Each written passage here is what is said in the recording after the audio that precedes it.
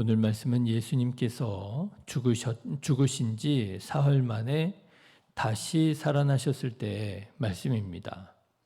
이제는 다 끝났다. 그렇게 생각했던 사람들 중에 몇몇 여인들이 유대인의 장례법을 따라 예수님의 시신에 향품을 발라드리기 위해서 무덤을 다시 찾아왔지요. 그런데 막혀 있을 줄 알았던 돌문이 열려져 있고 예수님의 시신은 보이지 않더라 하는 것입니다. 얼마나 당황했겠습니까? 어찌할 바를 모르고 있는데 천사들이 나타나 예수님께서 다시 살아나셨다 증언하시는 거예요. 5절과 6절 말씀을 보시면 여자들이 두려워 얼굴을 땅에 대니 두 사람이 이르되 어찌하여 살아있는 자를 죽은 자 가운데에서 찾느냐? 여기 계시지 않고 살아나셨느니라 말씀하시는 거예요.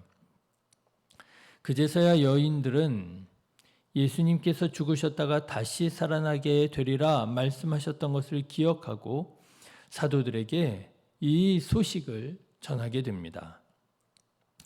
자, 그런데 여러분, 이 소식을 들은 사도들의 반응이 참 이상합니다. 이 소식을 듣고도 사도들은 시큰둥해 하는 거예요. 왜 시큰둥해 했을까? 아마도 이 여인들이 예수님을 너무나도 사랑한 나머지 헛것을 본 게 아니냐. 아마 이런 반응이었던 것 같습니다. 다만 베드로가 무덤에 달려가서 무덤이 비어 있음을 확인하고 놀라며 집으로 돌아갔다. 이 정도뿐이었지요. 이렇게 예수님의 부활은 사람들의 무관심과 사도들의 불신앙으로 그대로 묻혀질 수 있었습니다. 자, 여러분, 제자들의 반응이 이상하지 않습니까? 제자들은 예수님의 무덤이 비었다는 사실을 들었습니다. 그리고 여인들을 통해서 예수님이 다시 살아나리라 라고 하셨던 이 말씀을 그들은 듣게 되었습니다. 예수님께서 말씀하신 것처럼 다시 살아나시지 않았느냐라고 하는 거예요. 그러면 여러분 반응이 어때야 되겠습니까? 맞아. 나도 예수님께서 그렇게 말씀하셨던 것이 기억나. 그런데 정말 다시 살아났다는 거야? 그런가 봐. 여러분 놀라면서도 기뻐하고 그리고 예수님의 부활을 감사하고 그래야 되지 않겠습니까? 그런데 이상하지요. 제자들은 시큰둥합니다. 왜 시큰둥했을까요? 왜 그 소식을 듣고도 좋아할 줄은 모르고 그저 담담했을까요?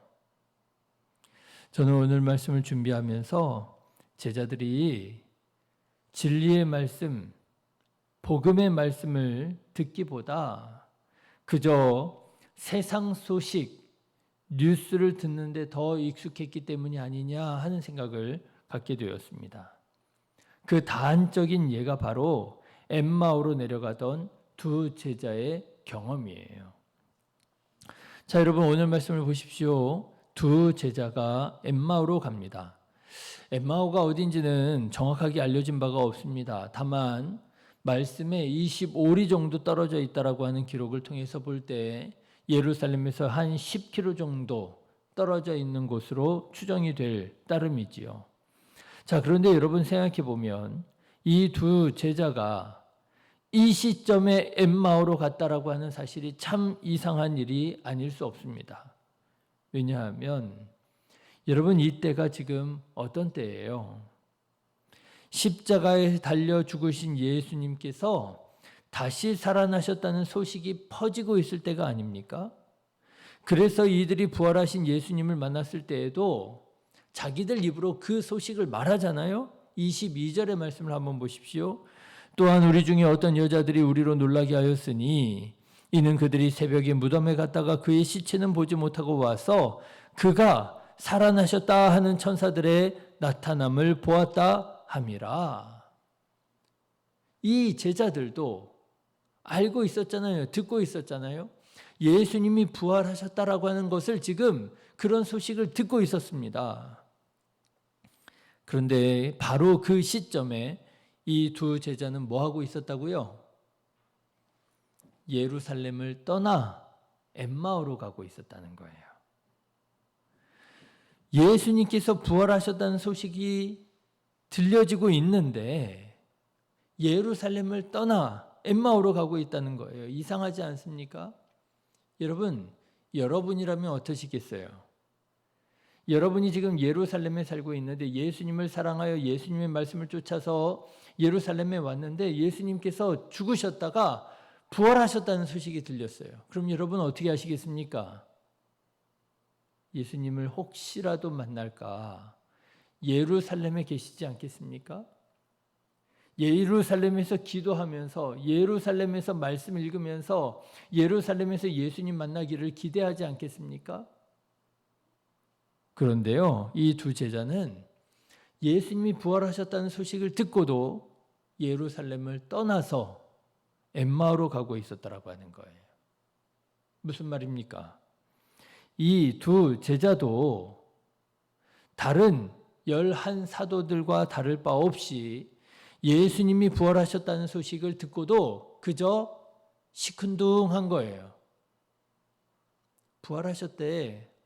에이, 그럴 리가. 그 여자들이 좀 뭔가 헛것을 봤나 보지. 자, 그런데 여러분, 오늘 말씀을 보면 한 가지 주목할 만한 사실이 있습니다. 이렇게 시큰둥한 반응으로 엠마오로 가고 있었던 이 두 제자에게 예수님께서 찾아오셔요. 그런데 놀랍게도 이 두 제자는 자기들을 찾아오신 예수님을 알아보지 못했다라고 하는 거예요. 여러분 정말 이상하지요? 그런데 이렇게 예수님께서 부활하셨다는 이 기쁜 소식을 접하고도 기뻐할 줄 모르고 시큰둥하고 예수님을 만나기를 기대하면서 예루살렘을 지키지 못하고 엠마오로 가고 있었던 이 두 제자, 이 제자들이 어떤 사람들인가 하고 그들의 말을 들어보니까 이 제자들이 어떤 사람이에요? 세상 돌아가는 뉴스에 빠삭하고 해박한 사람들이라는 거예요. 여러분 17절부터의 말씀을 한번 보십시오. 예수께서 이르시되 너희가 길 가면서 서로 주고받고 하는 이야기가 무엇이냐 하시니 두 사람이 슬픈 빛을 띠고 머물러 서더라. 그 한 사람인 글로바라 하는 자가 대답하여 이르되 당신이 예루살렘에 체류하면서도 요즘 거기에서 된 일을 혼자만 알지 못하느냐 이르시되 무슨 일이냐 이르되 나사렛 예수의 일이니 그는 하나님과 모든 백성 앞에서 말과 일에 능하신 선지자이거늘 우리 대제사장들과 관리들이 사형 판결에 넘겨주어 십자가에 못 박았느니라. 예수님을 만났는데요. 예수님이 지금 무슨 말하고 있어? 이렇게 물어보시니까 아니 뉴스도 안 봐? 세상은 어떻게 돌아가는지 몰라?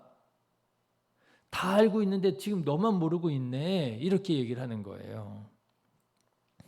여러분 사람들 중에 그런 사람이 있잖아요. 아주 뉴스에 빠삭한 사람들. 아주 그냥 속보 아주 무슨 새로운 이야기만 들려지면은요. 주변에 있는 사람들한테 그냥 전화하고 알려주고 아 누가 그랬대. 아유 정말 그랬대. 아주 방송국 있잖아요. 방송국. 그런 사람들은 또 이렇게 말하기도 합니다. 아직도 그걸 모르고 있냐고. 지금 얼마나 지금 세상이 시끄러운데 너만 모르고 있는 거라고. 면박을 주는 사람 있잖아요. 그냥 알려주면 되는데 면박을 주면서 네, 이 두 제자가 어떤 사람이냐? 최신 뉴스, 정보 이런 거에 아주 밝은 사람이었던 모양입니다.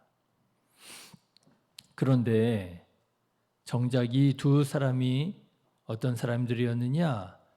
예수님의 말씀에는 어두운 사람들이었다는 거예요. 예수님께서 다시 살아나리라고 하는 말씀은 기억하지 못하고 그저 최근에 세상 돌아가는 이야기에 빠져 있는 사람, 바쁜 사람, 그 사람들이 이 두 제자였다라고 하는 거예요. 여러분 이 두 제자는 왜 예수님이 부활하신 예루살렘을 떠나 엠마오로 가느냐? 세상 돌아가는 뉴스에는 빠삭하면서도 예수님의 말씀, 복음은 기억하지 못하기에 복음은 기억하지 못하기에 예수님께서 부활하셨다는 소식을 듣고도 기뻐할 줄 모르고 예루살렘을 지키지 못하고 그들은 은혜의 자리를 예루살렘을 떠날 수밖에 없었더라라고 하는 것입니다. 자, 여러분, 우리는 어떻습니까?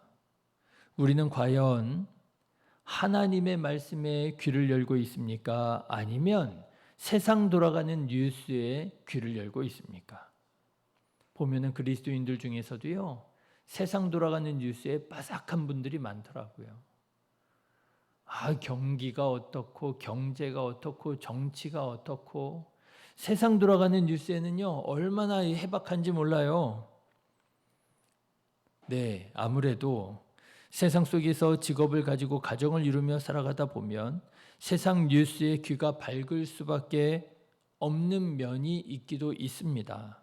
물어보지 않아도 사람들이 자꾸만 와가지고 가르쳐 주잖아요. 너는 아직도 그거 몰라? 야, 지금 세상이 난리야. 그래서요, 알고 싶지 않아도 자꾸만 그렇게 세상 뉴스들을 알게 됩니다. 그렇지요?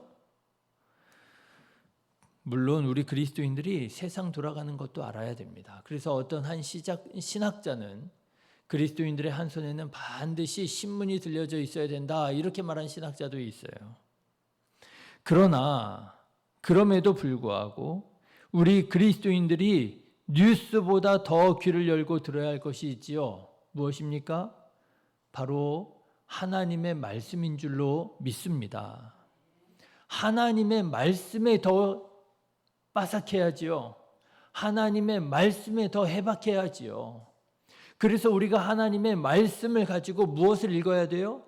뉴스를 읽을 수 있어야지요. 하나님의 말씀에 정통해서 세상을 읽을 수 있어야지요. 그런데 그리스도인이라 하면서도 하나님의 말씀을 진리라고 복음이라고 믿는다 하면서도 하나님의 말씀을 읽지 않는다면, 듣지 않는다면, 여러분, 우리는요, 성경을 어떻게 읽어요? 뉴스를 가지고 성경을 읽게 됩니다. 뉴스를 가지고 성경을 읽게 됩니다. 잘못 읽게 됩니다.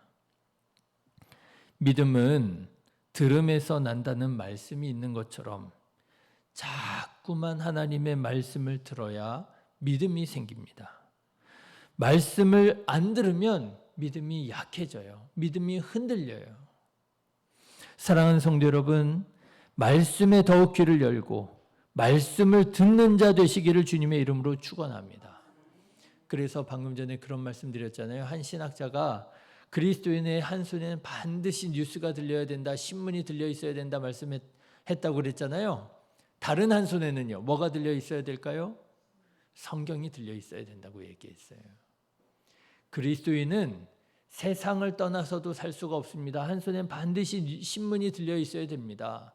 그러나 그리스도인이 정말 붙들고 있어야 되는 게 있는데 그게 뭐냐 하면 다른 한 손에는 성경책이 들려 있어야 된다는 거예요. 우리는 성경을 가지고 세상을 읽을 수 있어야 됩니다. 성경을 가지고 뉴스를 읽을 줄 알아야 됩니다. 그래야 하나님의 말씀대로 이 세상에서 살아갈 수 있지요. 그래야 우리가 주님께서 맡겨주신 사명을 감당할 수 있지요. 신문지만 들고 있으면은요, 감당할 수가 없습니다. 믿음이 약해지고요, 교회를 떠나게 되고요, 하나님 맡겨주신 사명을 잊어버리게 되고요. 오늘도 말씀을 보십시오. 이 제자들이 예루살렘을 지키지 못하고 복음을 들었지만 시큰둥한 반응으로 엠마오로 내려가고 있었습니다. 그런데 이들이 드디어 예수님이 예수님 것을 알게 되었어요. 마음이 뜨거워지는 일들이 일어나게 되었어요. 언제요? 예수님의 말씀 들었을 때요. 예수님의 말씀을 들었을 때 이 제자들의 마음이 뜨거워지고요, 이 제자들이 예수님을 예수님인 줄 알게 되고요, 다시 예루살렘으로 돌아가게 되었더라고 하는 거예요. 사랑하는 성도 여러분, 하나님의 말씀에 귀가 열려지고 하나님의 말씀 듣는 자 되셔서 다시 믿음을 회복하고 하나님께 영광 돌려드리는 귀한 믿음의 사역자들 다 되시기를 주님의 이름으로 축원합니다. 기도하겠습니다.